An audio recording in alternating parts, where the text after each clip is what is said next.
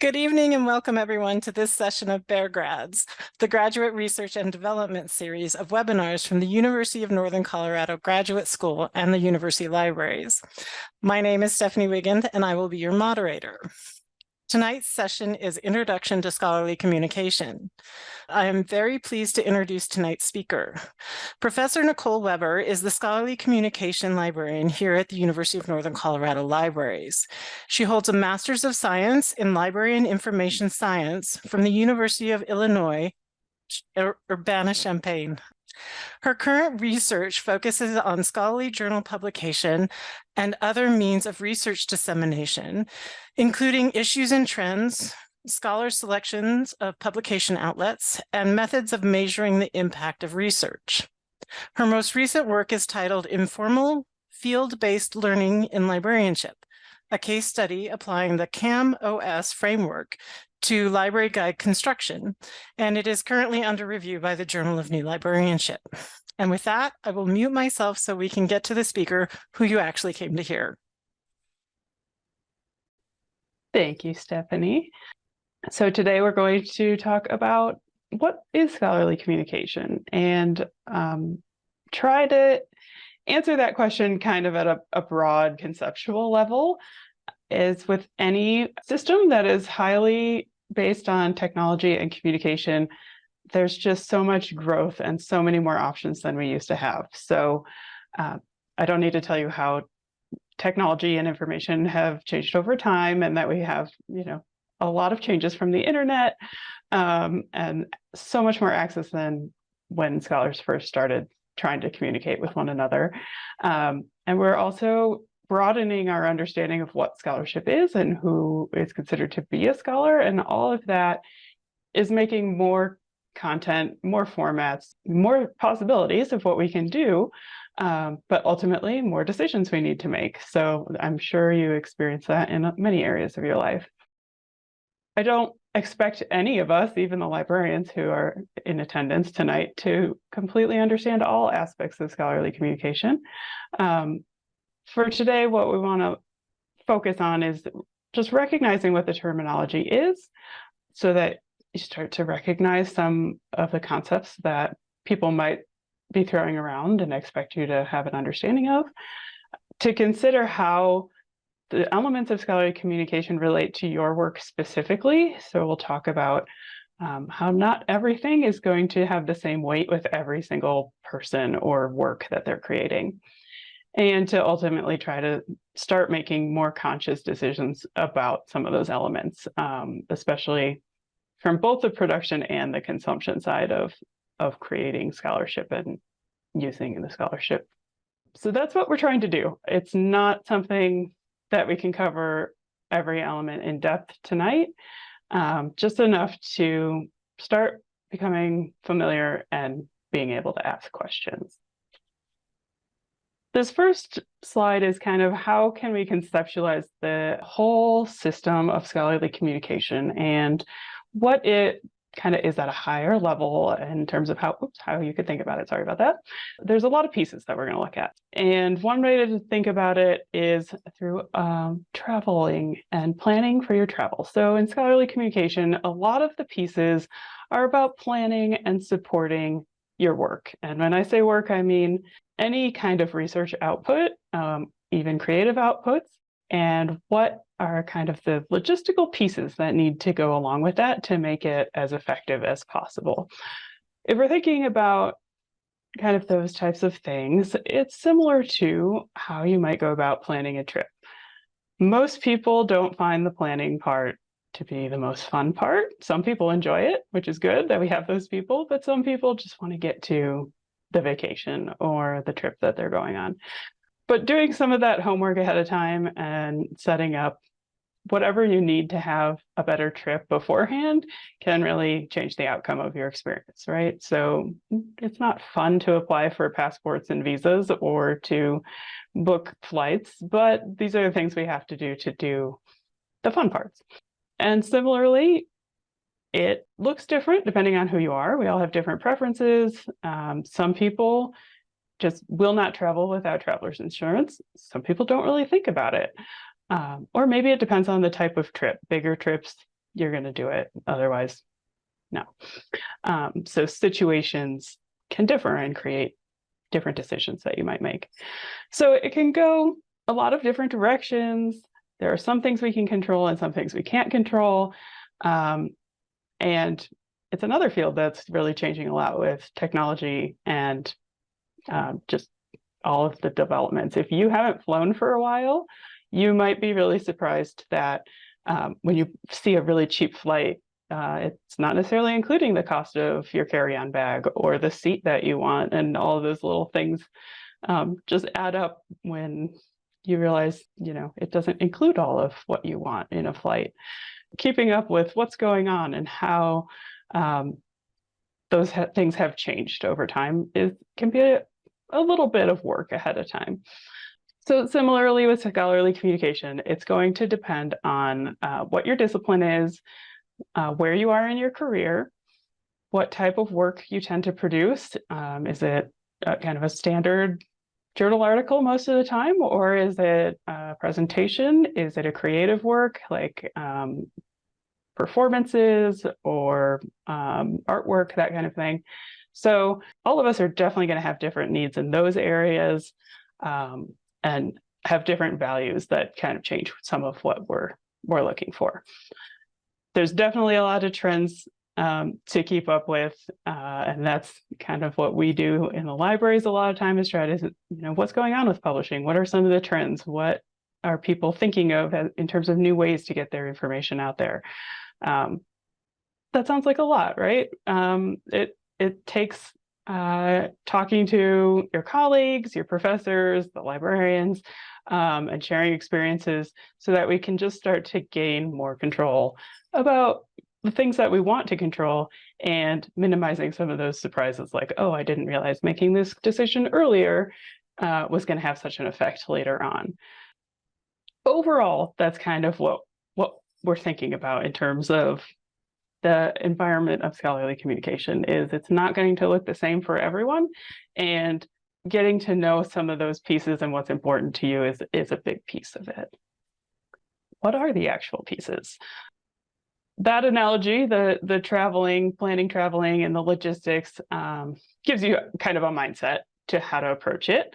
But a lot of times you probably see something like the research cycle, where it's looking at, well, first you come up with an idea and you create it, and then it goes through the process of where do you want to publish it and how do you want to get it out there? How are you going to preserve it? And then how are you going to reuse it? And we've seen different forms of this probably many places.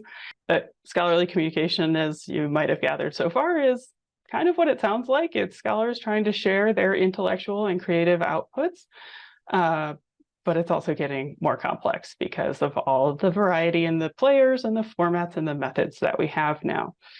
I do like the research cycle. I picked these images because I think they are helpful, but there's some limits into how this way of thinking might hinder us. So it's really not as linear of a process as we all find in research. Sometimes you need to think about the preservation piece much earlier than some of these cycles make it seem like. A lot of these pieces not really standardized, right? So these have different numbers of steps. We call them different things, but a lot of times we're talking about a lot of the same components, just kind of in different combinations and ways of thinking about them. When we're talking about sharing research with one another, it has some of these prerequisites that need to be done. If you're going to share something, you probably need it to be in a fixed form of some sort. Write it down or record it. You need to know where your audience is and how to get that fixed form to them. Discoverability. There's different components that we need to meet so that that work can be shared and built upon.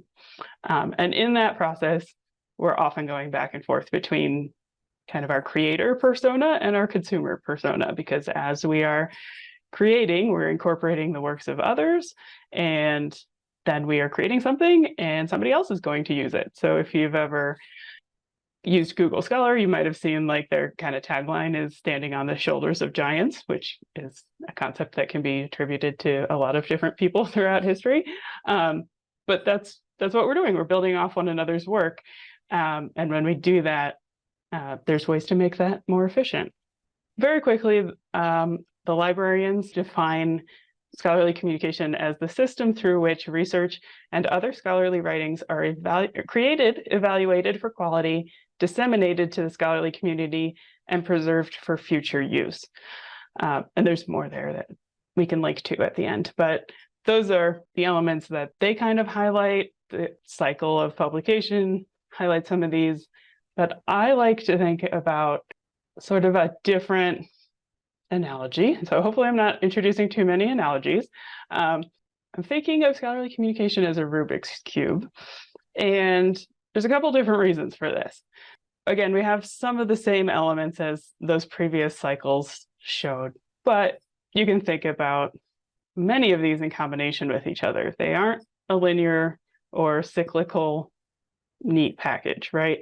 A lot of times when you're thinking about access, you also need to be thinking about how you want to publish, what your publication method is going to be, or the copyright implications. So you need to think about a lot of these elements at the same time.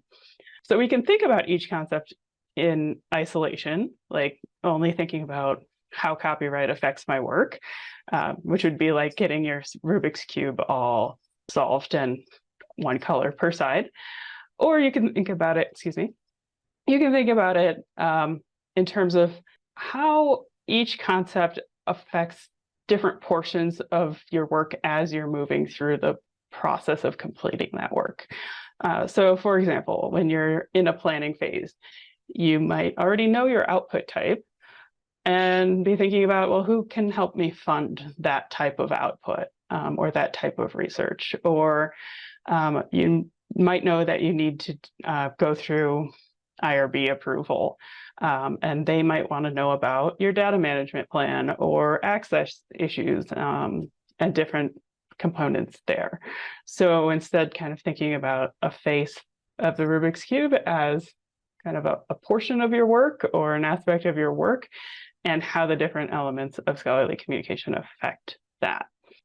And like I said, kind of in the last slide, one decision can affect your other decisions. So how you move a certain side of the Rubik's Cube might affect, well, now I can't do that thing with access that I want to do.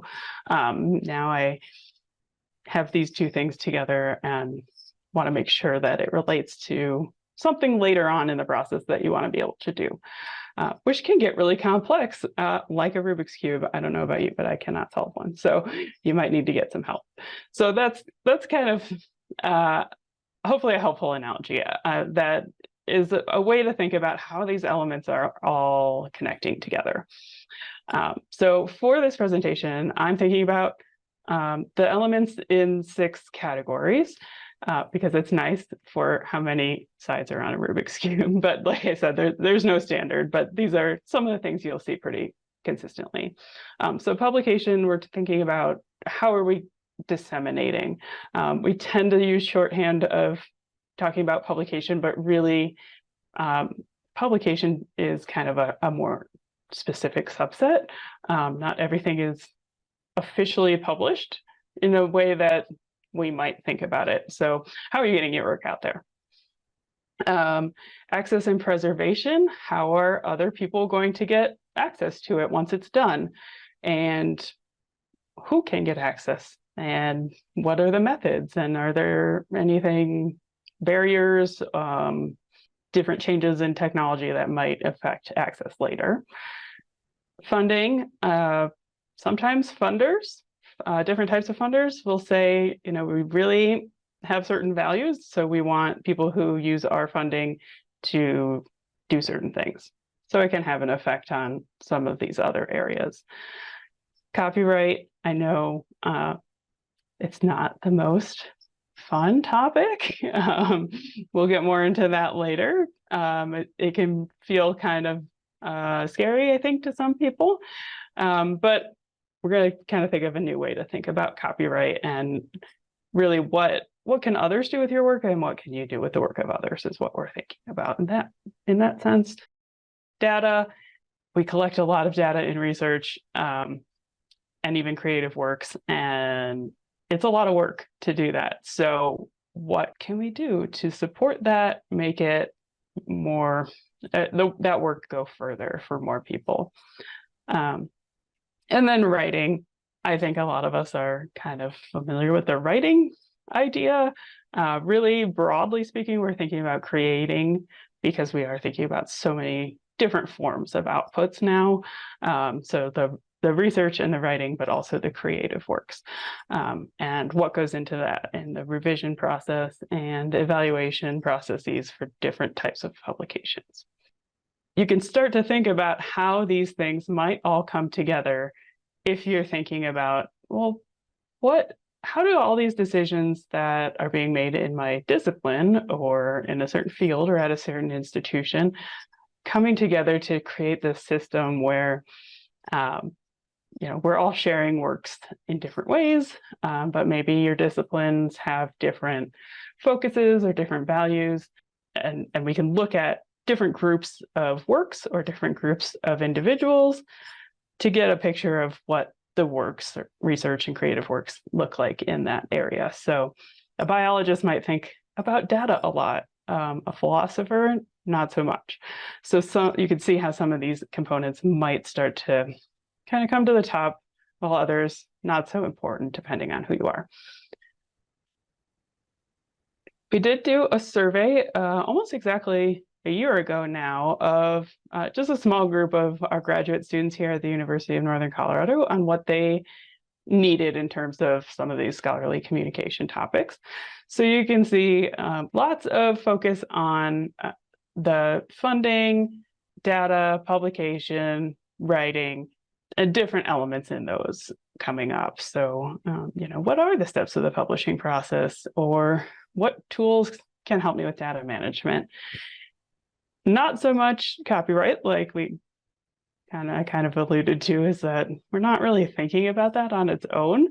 But I can tell you, we get a lot of copyright questions, especially as students are kind of finishing up their theses or dissertations, where they need to start making sure that they kind of crossed all their T's and dotted all their I's.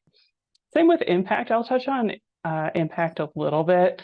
You could argue that this should be another component of our Rubik's Cube.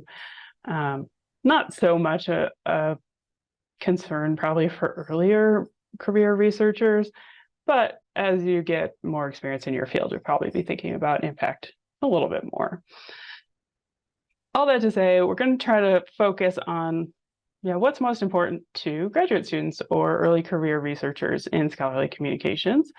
But also, you might be thinking, I'm not a career researcher. My degree is very practical. When I'm done, I may not really do or conduct a lot of research. But even in those situations, having an understanding of this will strengthen our ability of consuming research or information in general. So the second part of this presentation, I want to look a little more closely at each of the components and just give some basics of what should you be thinking about, or could you be thinking about for each one, so they get a sense of what it is, and also how they're starting to interact with one another. Like I said, it's really hard to break them apart and look at each component in isolation. I think publication is the easiest place to start, because we have at least a kind of a classic tangible idea of what a publication is.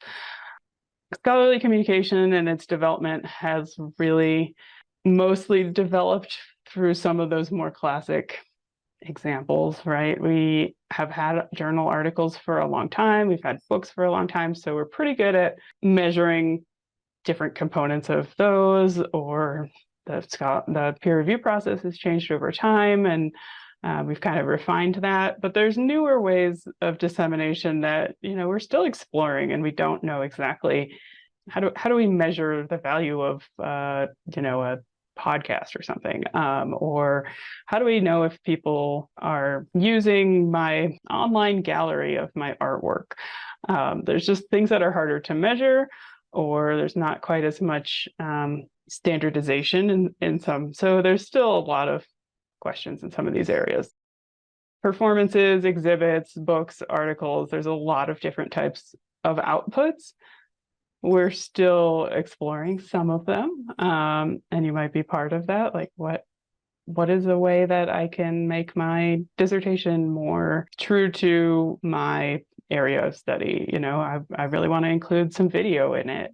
That's something that people are starting to play with.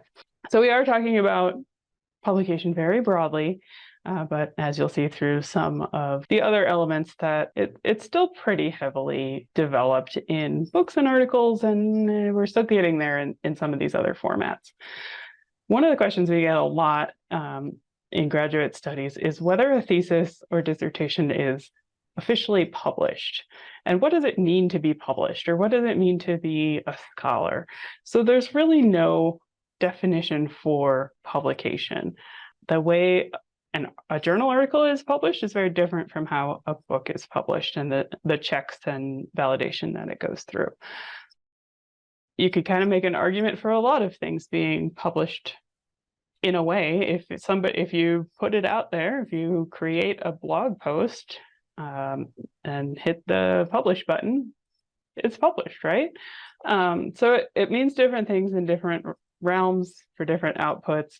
And a lot of times we're asking this question in relation to graduate works because we want to know, I published my dissertation, we put it up in our institutional repository, it gets put into ProQuest, a database where other people can find it. And so it's out there and people can access it and use it. Does that mean that I can't publish an article off of it? Is that double dipping? Did I already publish it and now I have to go start over with something else? So that's really not the case, but a lot of times that's what people are the meaning behind that question, why they're asking, is this published? You can see how it can kind of turn into a lot of, well, it depends kinds of situations for some of these things. Certainly, when we're talking about theses and dissertations, they go through a very specific process, but it's not the same. You know, it goes through a lot of advisors and your committee, and people are checking over it. There is some form of validation and review, but it's not the same as a journal article. So that kind of hits on the formal evaluation piece, kind of comes at this stage. The type of output that it is going to dictate what type of evaluation it gets or should get, or, you know, what are the norms for that output or for your field.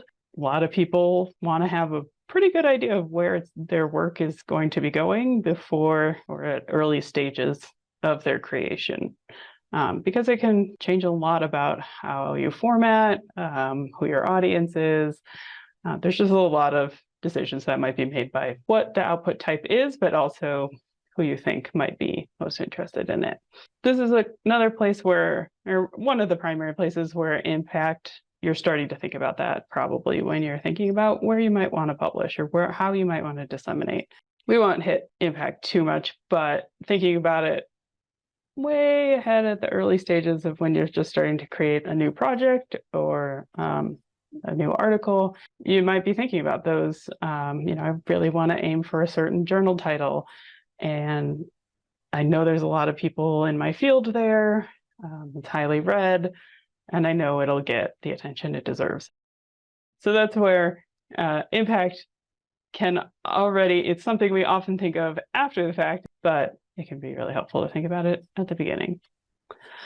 Similar kind of situation with access and preservation.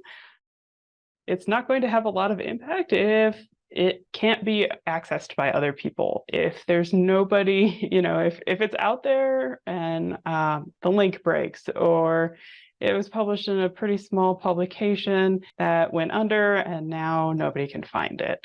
It's not going to be able to be used the way that it might have been if we had done a little bit more to make sure that we preserve it in a way that is going to be accessible long-term, or that people aren't going to have to pay for it.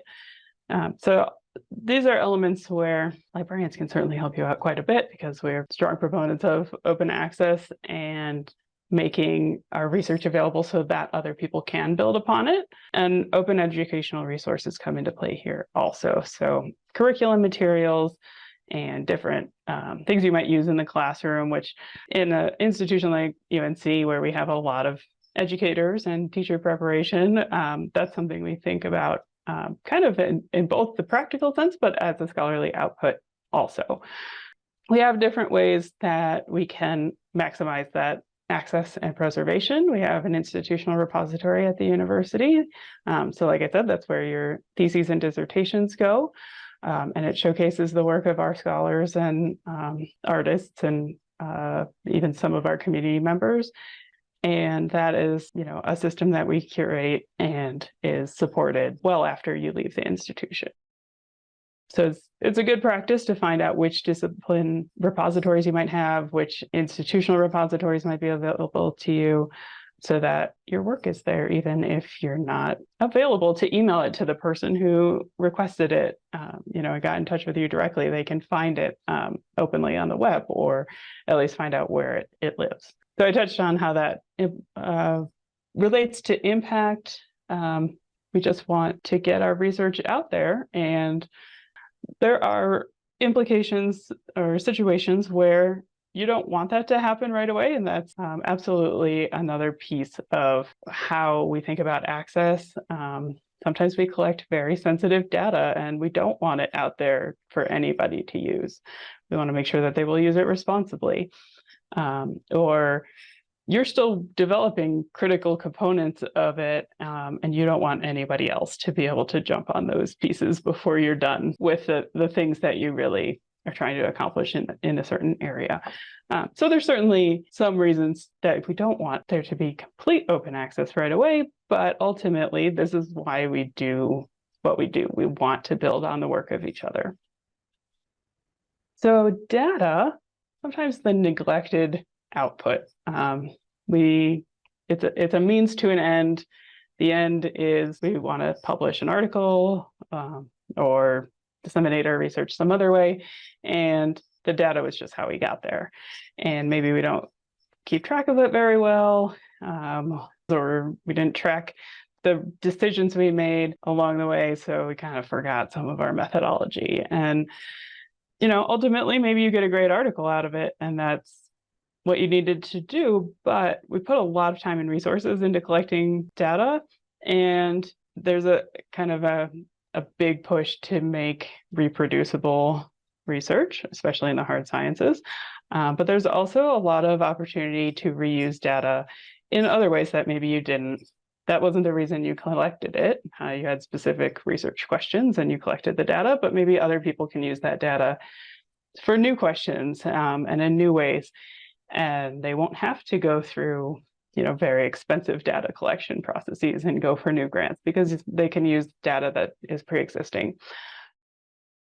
There's a trend to make data more reusable and open.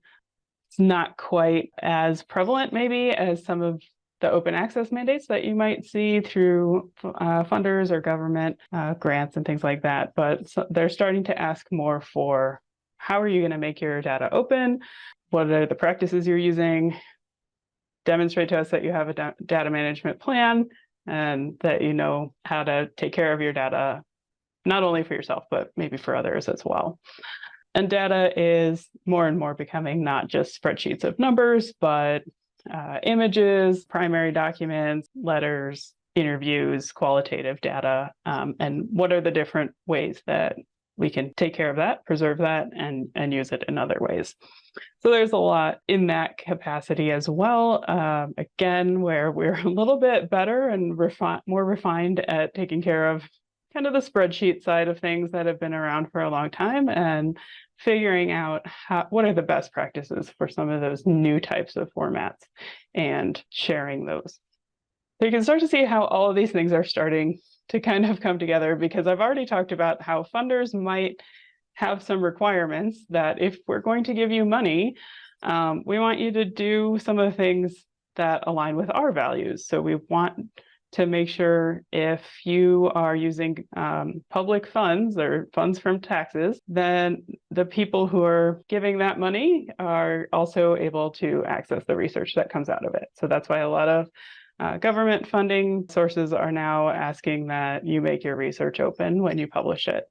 And similar with data management in terms of, can we use that data for other things? Can we make sure that we're making the data reusable, or that we can replicate your results? Other things funders might have some specific requirements on. They want to make sure that if you're working with humans, you're doing it in a responsible way. Same with animals. So that's where our IRB process comes in, and IACUC is the animal kind of equivalent. So there's different things where, if you select a funder and aren't quite aware of all of their requirements, or you're not really sure what open access means when they say you're agreeing to make this open access when you publish it, later on you might be a little bit surprised by, oh, they're asking where our article is and why it isn't in a certain location or a certain accessible place. And a lot of these things we can go back and address afterwards, but it's good to know what you're getting into so that you can make those decisions more consciously. So when you're looking for sources of funding or applying for grants, understanding exactly what they're asking of you, or what maybe you want to check that they're going to make sure to do on their end.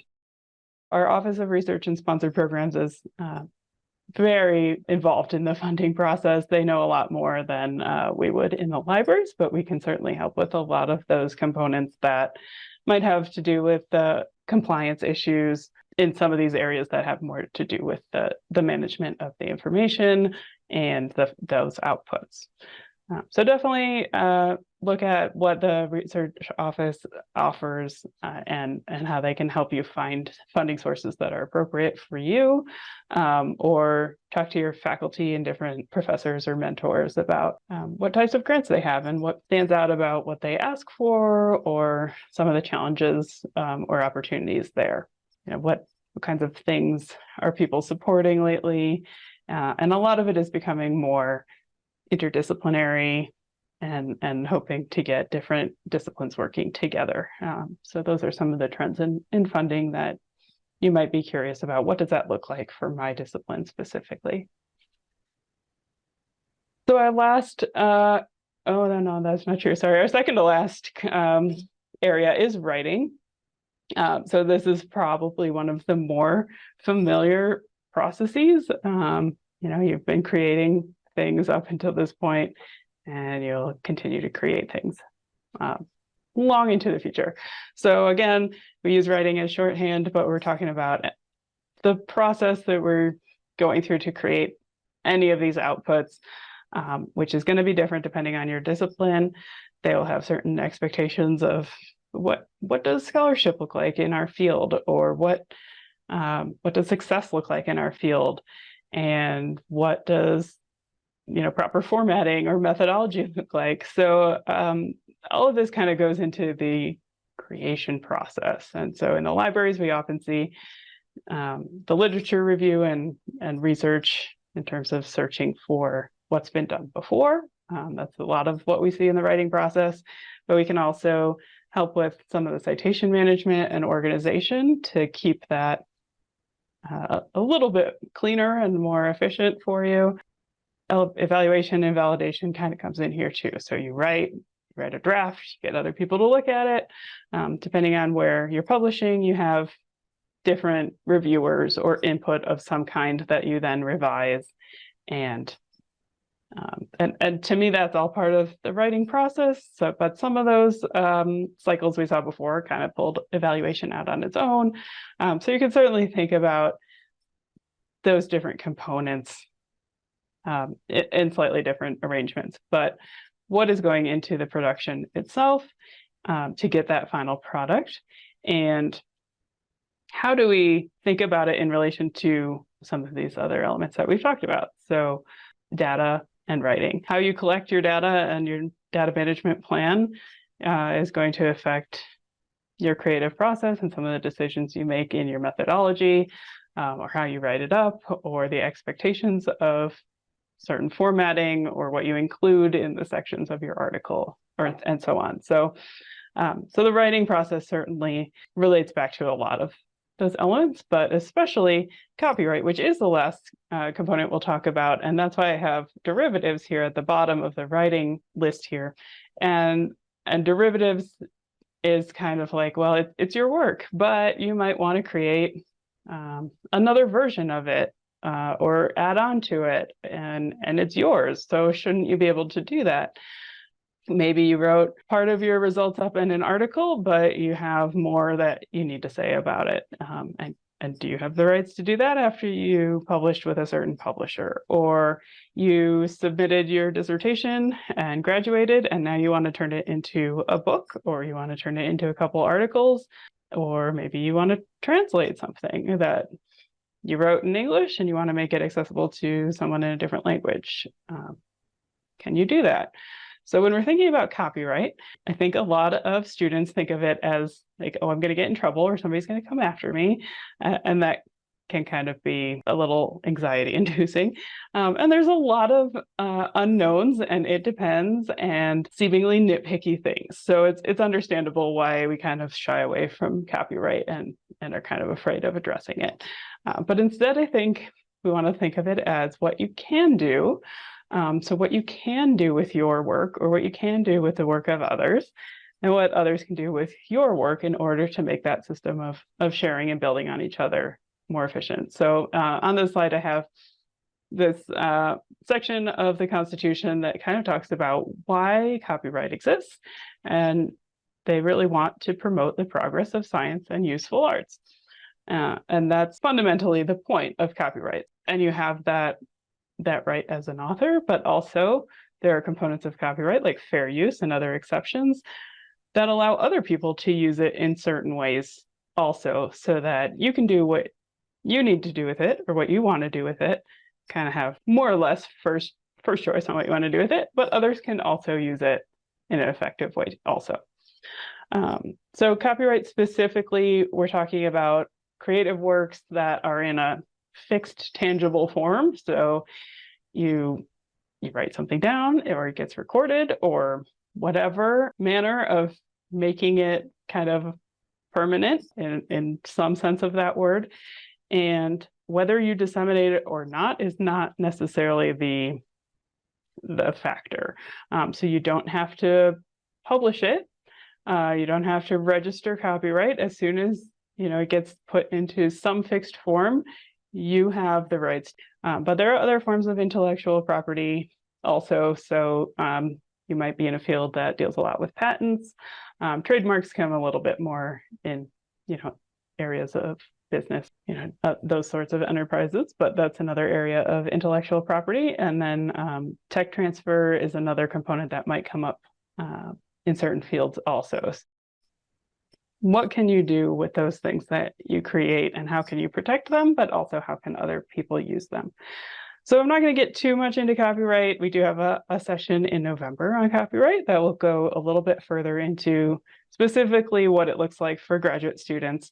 But in this session, I just want to encourage you to not be afraid of it.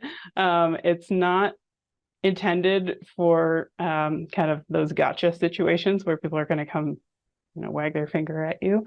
But we want to be responsible consumers and producers of information and make it so that we can do this process of sharing and building upon each other. This is our scholarly communication department. So Stephanie Wiegand and I are part of that department, and the head of our department is Jen Mayer. And then we also have Nancy Henke, who works primarily with the open educational resources. So we are all here to help you. And if anything kind of stuck out as, I really want to know more about this one piece that kind of resonated with me, and I don't really remember exactly what you said, but I think I want to know more about open access, or I think I should probably be doing more with my data. We can help you with that. That's what we're here for. Certainly talk to your faculty, mentors, and even just colleagues and fellow students about their experiences and what kinds of things you might want to pay more attention to or start learning more about in terms of your discipline or where you're at. We have some research guides, so I will get these in the chat, but we'll also have the slides available afterwards. So Stephanie talked about the Bear Grads Toolkit, so there's some resources there. We have an overview of RSCW support, so research scholarships and creative works, where we have a lot of these elements and further resources that you can use on our campus to support a lot of these different steps. And then we have a bunch of webinars and recordings where we can give you more information. Again, this session was primarily just to give you an idea of what's going on with scholarly communication, what some of the terms mean, and what we're talking about and why. But now it's kind of like, well, what do you want to do with it? What is your value? What do you think is going to be most applicable to you? And how can you use that to make your research, your creative works, and your scholarship go more smoothly or have a bigger impact? And it's going to look different for all of you, like I said. So I in no way expect that you have all the answers to what you need to do now, but just thinking about what your next step might look like. With that, I just wanted to include this picture because I found it accidentally yesterday from the Museum of Bad Art, and it had Rubik's Cubes in it. So I encourage you to go check them out. But otherwise, we can take any questions that you have. So thank you very much. Thank you very much, Nicole. So I'm happy to read any questions out of the chat. I will say that your Rubik's Cube analogy was very much appreciated.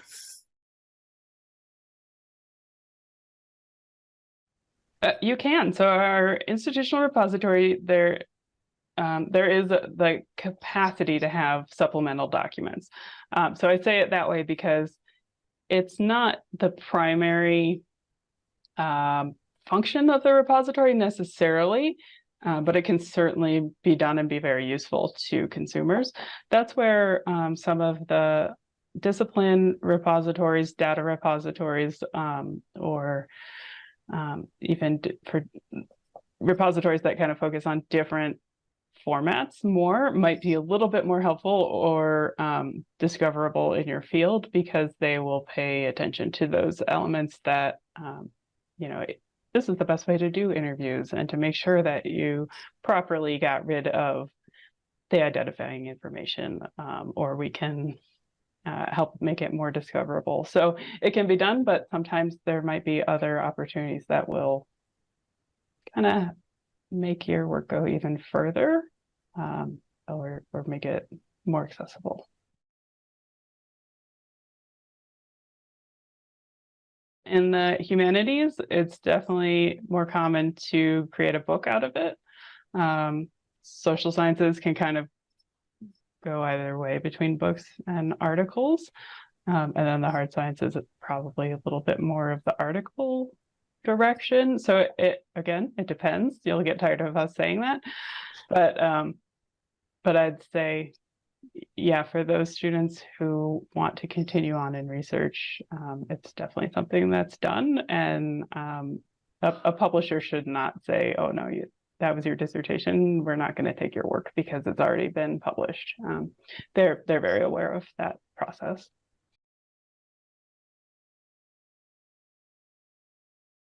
I haven't seen anything specific. I know some people are more inclined to think that way and really want to plan out their research agenda. And I think some people do that, whether it's formal or kind of informally. But I can't say I've seen any like really explicit examples of it. But it's something that if you're going to continue on into academia, they should be kind of talking to you about that in terms of, what are your goals as a researcher or a scholar, and how, what's your long-term plan? How do your different research interests and outputs fit into that? So I think we all should be doing that sort of informally, but whether we do it in a more formalized way, I haven't seen any specific tools for that. That would be a really good addition to our Bear Grads toolkit if we come across that. I'd very much like to thank everyone for coming tonight and attending, and especially thanks to Professor Nicole Weber for presenting tonight. Have a wonderful Friday and a wonderful weekend.